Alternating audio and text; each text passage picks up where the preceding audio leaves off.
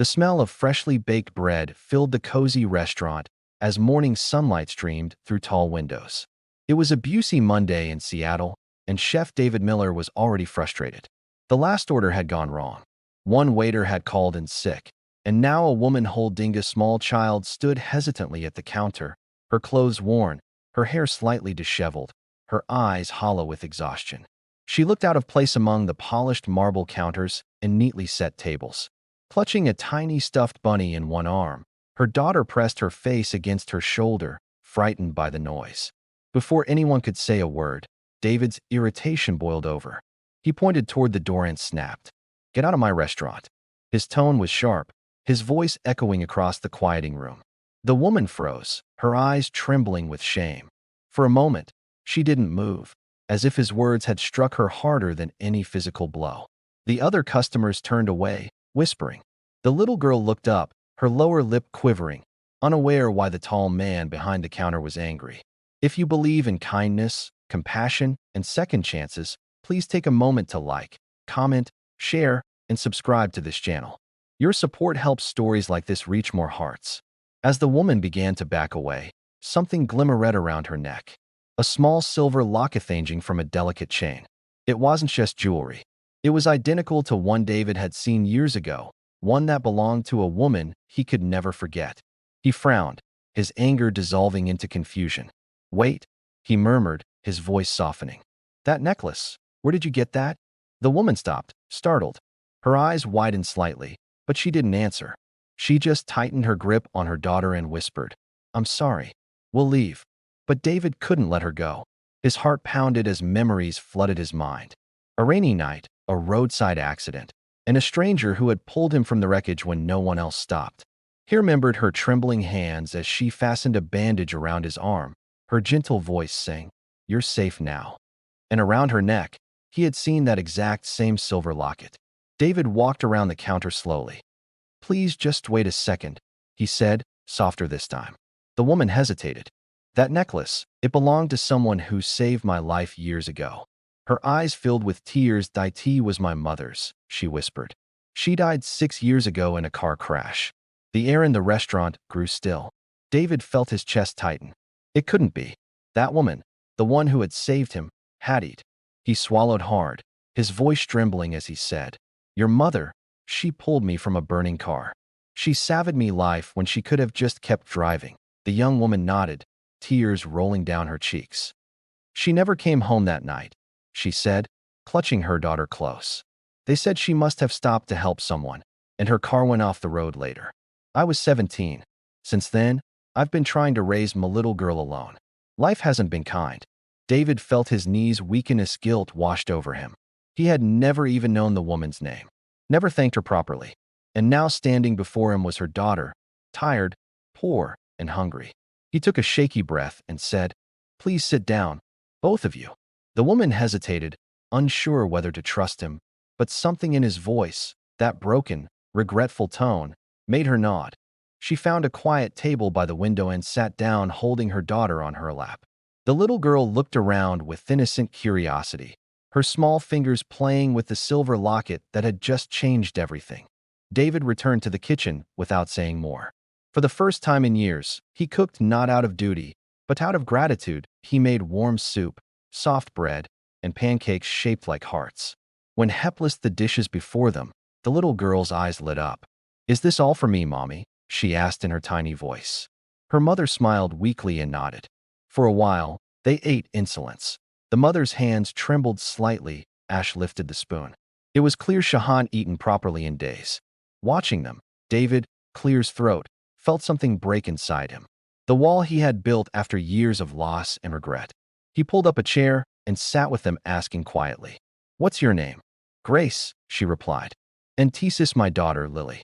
Grace. The name itself felt like a message from heaven. Clear's throat. Grace explained that she had lost her husband 2 years ago in an accident. With bills piling up and no family to turn to, she'd been living in temporary shelters, trying to find cleaning jobs.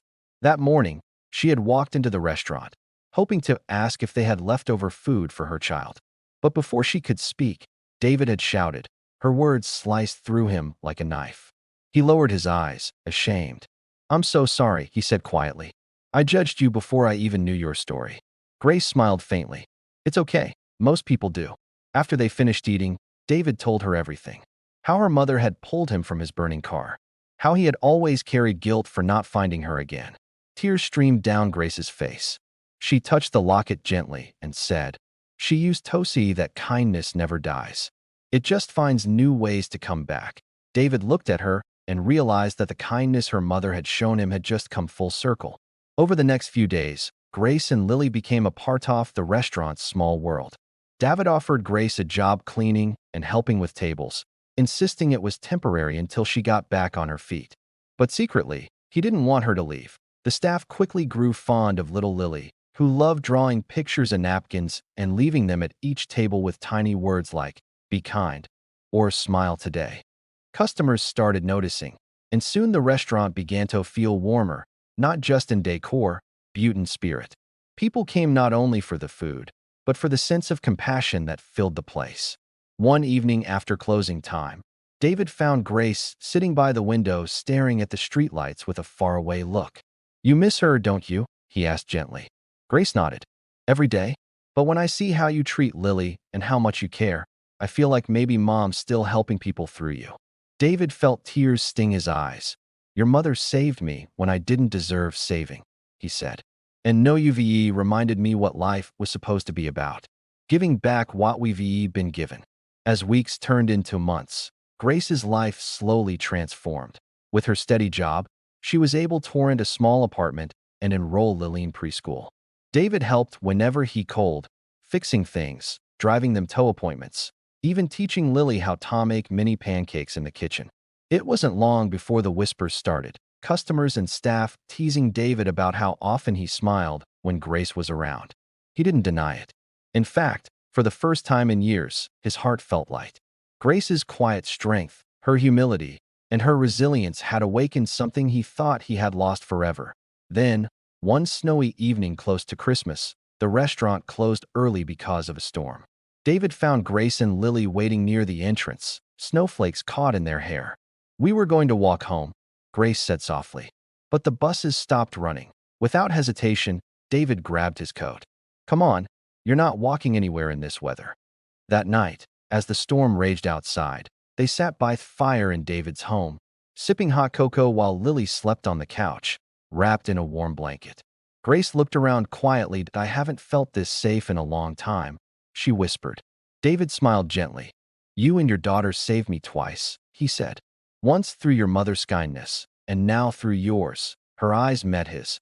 And in that moment, everything unspoken was understood. It wasn't love born of romance.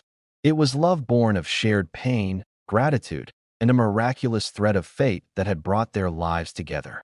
Months later, the restaurant unveiled a new name, Grace's Table. Above the counter hung a framed photograph of Grace's mother, smiling with that same warmth her daughter carried. Below it was engraved a simple line, "Kindness never dies. It finds new hearts to live in."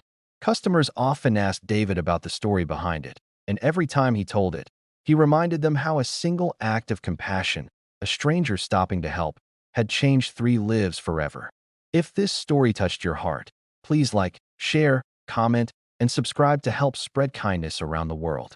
Every view, every share helps remind someone that compassion still exists. Before you go, tell us in the comments, do you believe that kindness always finds its way back? Grace, Lily, and David's story became a quiet testament to that truth. Because sometimes when life seems cruel and cold, it only takes one moment, one necklace, one act of remembrance to turn anger into love and strangers into family. And that is how a man who once shouted, "Get out of my restaurant," learned that sometimes the person you push away is the one sent to bring your heart home.